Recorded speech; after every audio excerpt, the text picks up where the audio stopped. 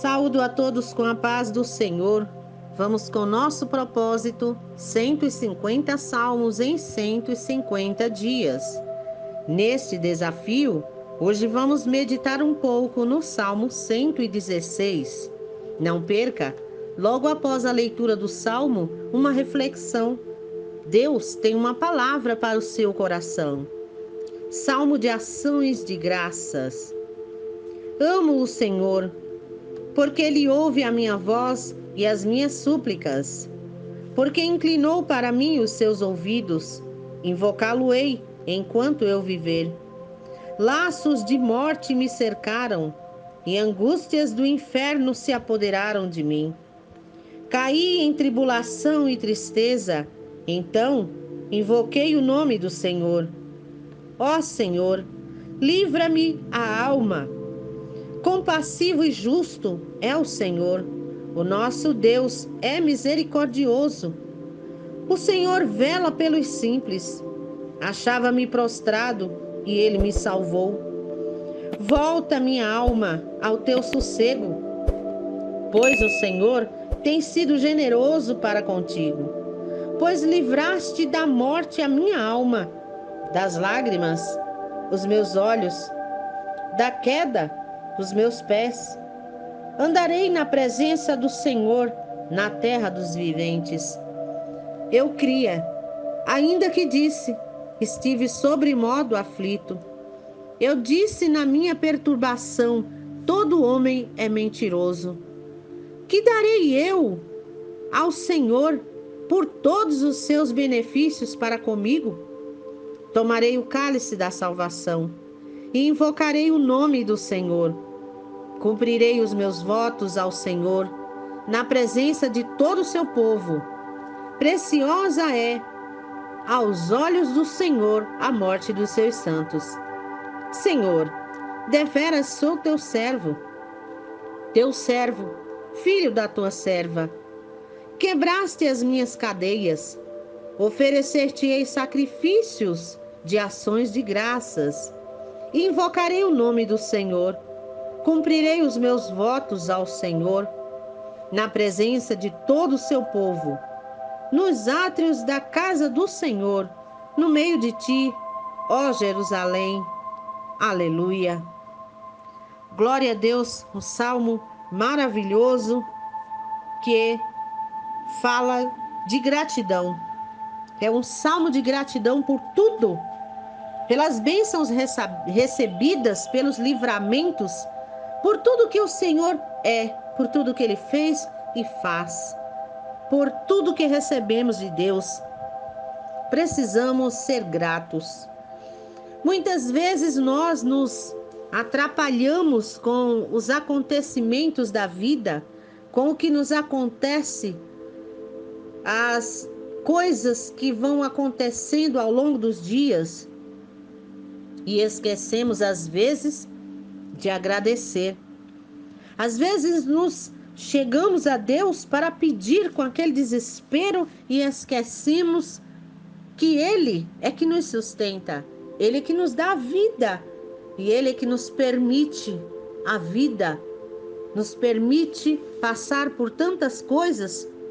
Achamos que o que estamos passando no momento é grande e esquecemos que no passado Ele nos salvou, nos guardou, nos protegeu, nos sustentou, tantos e tantos benefícios. O salmista, que aqui não relata quem, o autor, mas ele inicia: amo o Senhor, porque Ele ouve a minha voz e as minhas súplicas, porque Ele inclinou para mim os seus ouvidos, invocá-lo-ei enquanto viver. Invocar só a Ele, porque Ele ouve a nossa voz, ouve a nossa súplica e Ele se inclina o seu ouvido de forma a atender, porque eu posso ouvir, escutar tudo à minha volta, mas resta saber se eu quero dar ouvidos, se eu quero atender aquilo que eu ouço. Mas Deus está com seus ouvidos atentos e à sua disposição para nos atender. Aí ele diz no verso 3: laços de morte me cercaram e angústias do inferno se apoderaram de mim. caí em tribulação e tristeza. Então, invoquei o nome do Senhor. Ó Senhor, livra minha alma.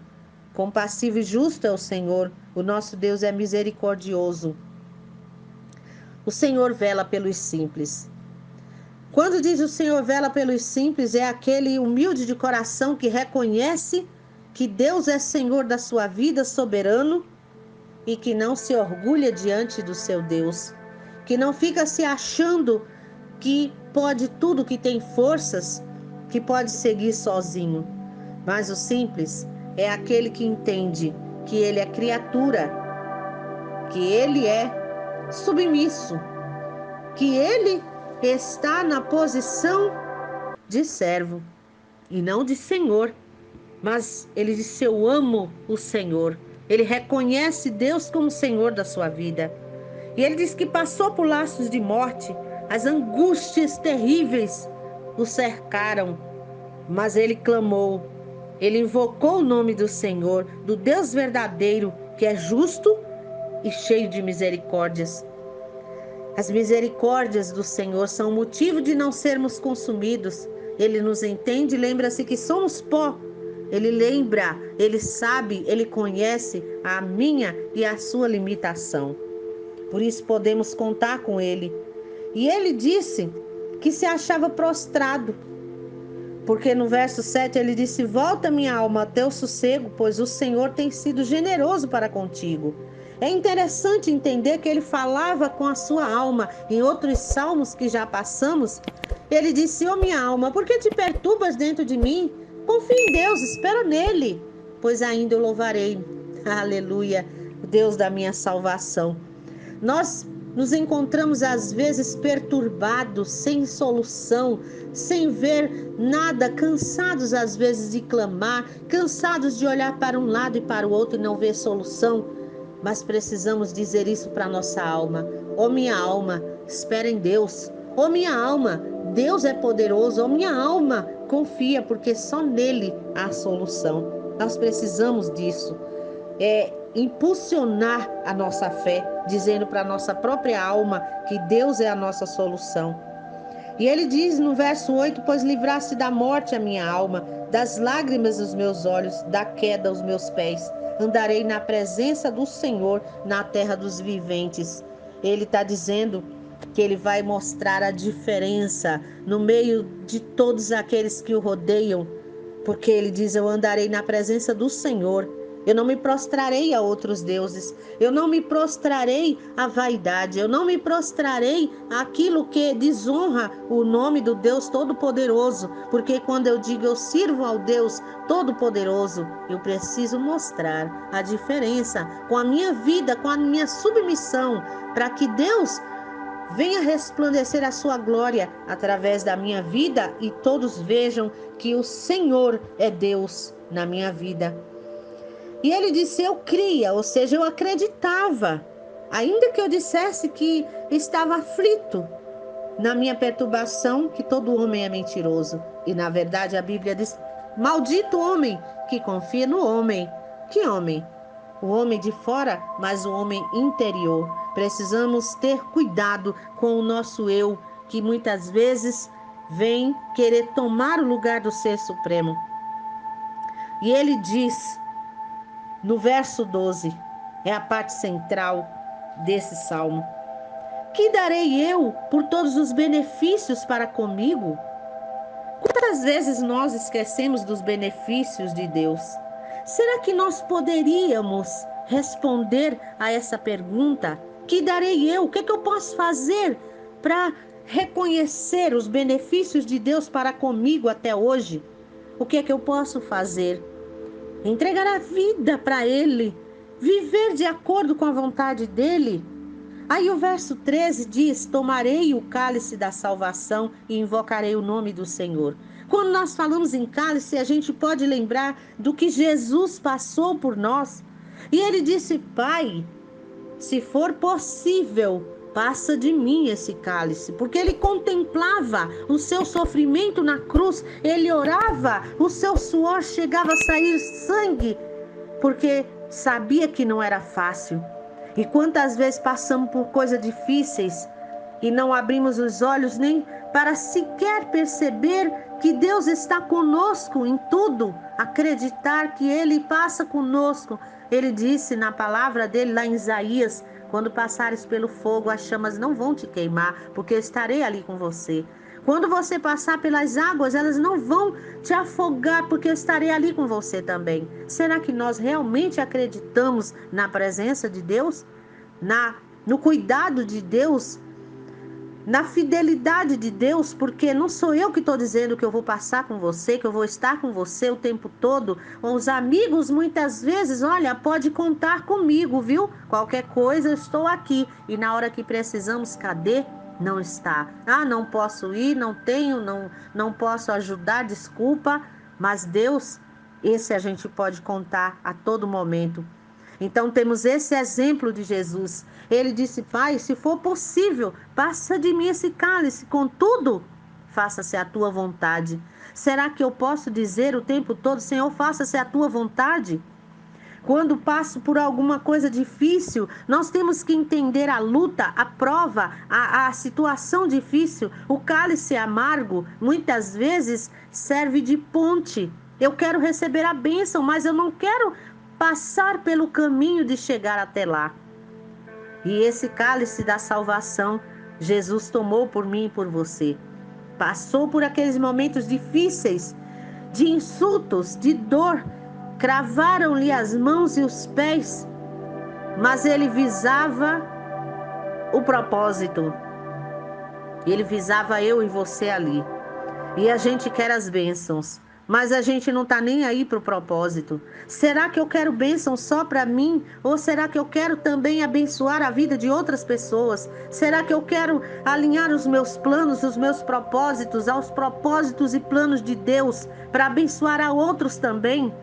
Porque lá em Tiago diz: pedis e não recebeis, porque não sabeis pedir. Pedis mal, você pede para o seu próprio deleite. Mas quando nós pedimos: Senhor, faz a tua vontade, Deus, ele vem com bênçãos, tanto para a gente quanto para aqueles que nos rodeiam. E nós nos tornamos bênçãos, instrumentos de honra na mão de Deus, para também auxiliar a outros. Glória a Deus. E o verso 14, ele diz: cumprirei os meus votos ao Senhor, na presença de todo o seu povo.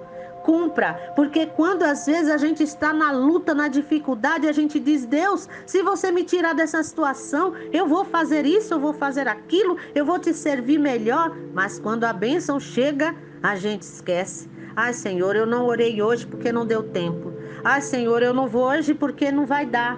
Olha, Senhor, eu ia ajudar essa pessoa, mas tu sabe, né? E aí a gente deixa de se entregar totalmente ao Senhor, com os nossos ouvidos atentos. Qual é a tua vontade? Qual é o teu propósito? O que é que eu posso fazer? Porque a Bíblia também fala que fazer o mal também é deixar de fazer algo que podíamos fazer.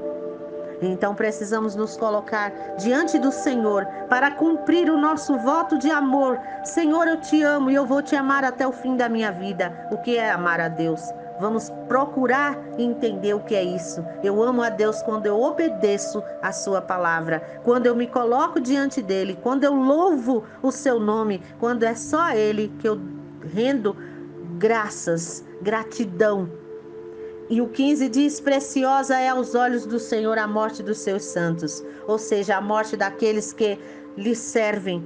A gente não precisa ter medo da morte, a gente precisa sim nos colocar diante de Deus, porque o propósito dele vai ser cumprido na minha e na sua vida, e quando a gente partir, ele também estará conosco. E o 16, ele diz: Senhor, deveras sou teu servo, filho da tua serva. Glória a Deus, quebraste as minhas cadeias. Que Deus venha quebrando todas as cadeias que nos impedem de nos aproximar dele, que nos impedem a comunhão perfeita com ele, para que ele possa agir na nossa vida e dizer como o salmista: Senhor, sou teu servo. Qual é o servo? É aquele que está para servir. Jesus nos deu o exemplo. Ele deixou a sua glória, despiu-se da sua majestade para vir servir aos homens. E ele quer que eu e você coloque a nossa vida à disposição de Deus. Seja uma bênção. não só para você, não só para sua família, mas para todos aqueles que Deus queira te usar, porque muitas vezes uma pessoa precisa de uma palavra e eu posso me dispor a dar uma palavra a essa pessoa. Mas muitas das vezes a pessoa precisa de um ouvido para ouvir, sem julgamento, é claro. E eu posso me dispor, você pode se dispor um pouquinho do seu tempo para ouvir alguém e não julgar, mas somente orar por essa pessoa.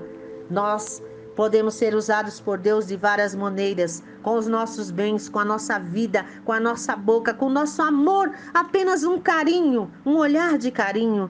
A gente pode nos tornar servos de Deus e assim abençoar a vida de outros. E o 17 ele diz: oferecer-te-ei sacrifícios de ação de graças e invocarei o nome do Senhor. É o sacrifício onde eu me ofereço com ações de graça, agradecendo a Ele por cada oportunidade, por cada dificuldade, entendendo que há uma ponte para me levar até onde Deus quer. Que Deus conduza a nossa vida de acordo com a sua vontade. Novamente ele diz, para que fique bem fixado isso: cumprirei os meus votos ao Senhor na presença de todo o seu povo, nos átrios da casa do Senhor, no meio de ti, ó Jerusalém. Aleluia. Ele encerra com a palavra aleluia, ou seja, louvai o nome do Senhor. Aleluia. Louvado seja. Iá é a abreviação do nome sagrado do Senhor. Aleluia! Que o nome do Senhor seja louvado na minha vida, na tua vida, em todo o tempo. Que nós possamos estar diante do Senhor com o nosso coração voluntário, com o nosso coração buscando a comunhão, porque Ele é fiel, Ele é maravilhoso, Ele está pronto a nos ouvir, Ele está pronto a nos atender, mas nós precisamos nos dispor com gratidão, com submissão, oferecendo a Ele sempre o nosso corpo, a nossa vida, como diz lá em Romanos 12, o nosso culto racional, que Ele receba. Precisamos oferecer a Ele o nosso culto racional, que é um culto. Não é você apenas ir na igreja, cantar, ler a Bíblia, orar e voltar para casa. Que o nosso culto racional é o culto da razão, aonde eu entendo que Deus é soberano e que eu me disponho a Ele.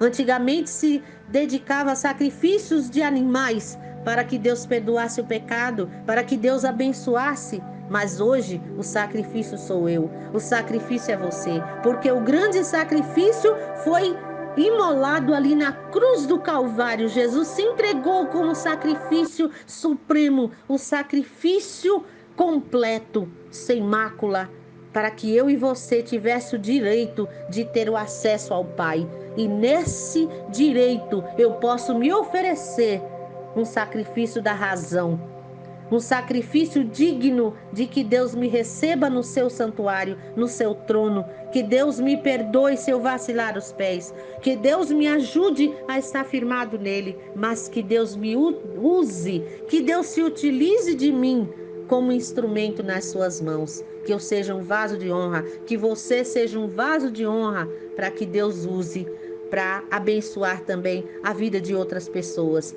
Com gratidão, não esquecer de nenhum dos benefícios. Será que a gente poderia enumerar os benefícios que Deus já tem feito para conosco desde quando nascemos até aqui? Então vamos lembrar de agradecer ao Senhor. E quando passamos por alguma coisa, lembra que é a ponte para chegar lá aonde Deus escreveu na sua história, na minha história. Que Deus abençoe. Vou com muita gratidão a você por chegar até aqui. Gratidão a Deus pela sua vida. Gratidão pelo trabalhar de Deus na sua vida, porque nesse momento eu creio que Ele falou ao seu coração. Gratidão, um beijo grande no seu coração e a gente se encontra no próximo Salmo. Beijo!